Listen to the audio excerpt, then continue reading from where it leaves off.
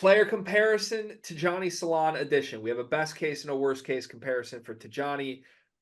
We both are pretty low on him. We both had him in the 20s on our big boards individually, and we both basically admitted we don't see him working out in the league. So that probably says what we think about this draft class. But we are going to imagine the 1% outcome where he hits his best case comp today. What do you think the best case scenario comparison is for Tidjane Salaun? I think it's somebody like Otto Porter Jr., where he's big, solid two-way player, not necessarily a star, but produces. I could see that.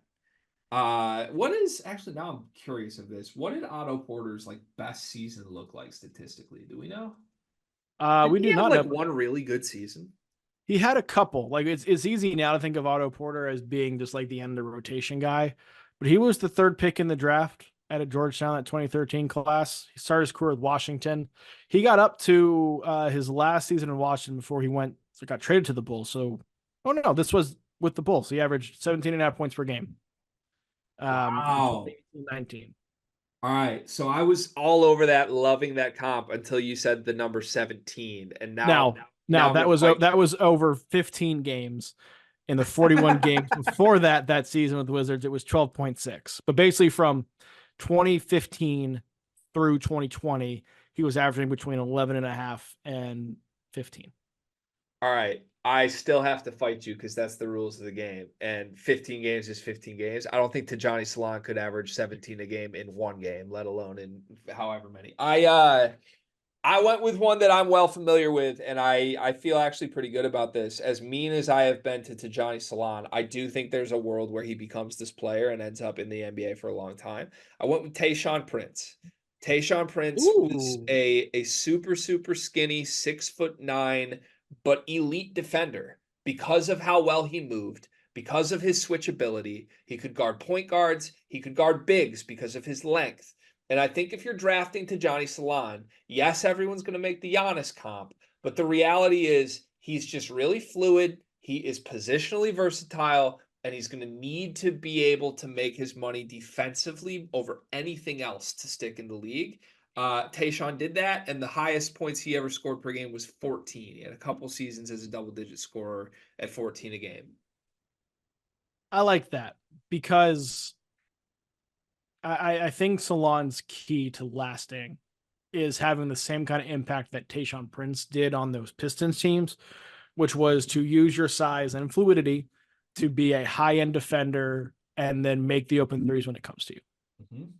And like beloved teammate. That was a huge part of Tayshaun's stuff. And I think in theory, that's part of the Tidjane Salaun experience as well, if it works. Okay. Let's get mean. Worst case scenario comparison for Tidjane Salaun. What are you going with? I'm actually looking this up because before I said this, didn't know if he actually played the NBA or not. He did. Okay. Yeah. Jan Vesely. Yeah. Guy who was drafted top 10, was out of the league in 3 years. I like it. And I'm going to give you that one. I had Jan Vesely bookmarked for so many of these. Like we've just been working on these for the last couple weeks, and I kept waiting for a player to use that on. You beat me to it, and I This is like the it. one.